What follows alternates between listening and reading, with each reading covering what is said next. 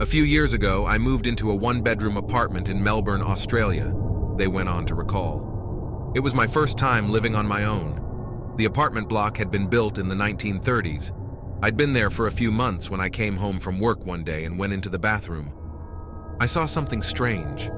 A wooden board, which had covered a hole in the ceiling that led to a small attic space, lay fractured in two pieces on the ground. I examined the pieces. The board was an inch thick, and it would have taken Bruce Lee to break it.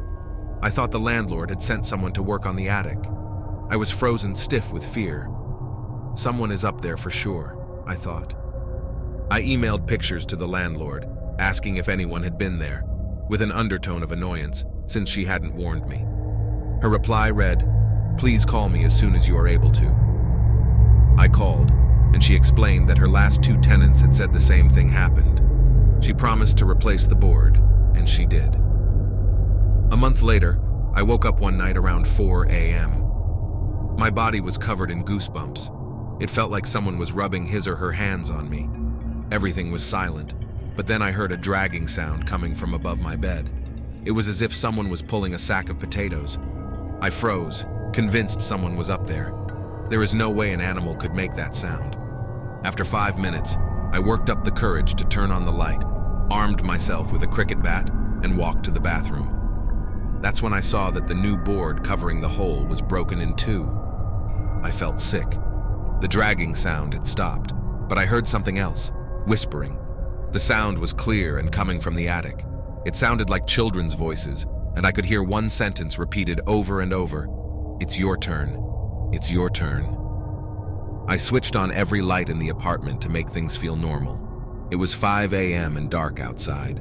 I watched TV to try to unwind. Then a fuse blew. My pet budgie, Dexter, whom I kept in the kitchen, usually never made a sound at night, but he started squawking like he was being strangled. I'd never heard him make those sorts of noises. He was screaming.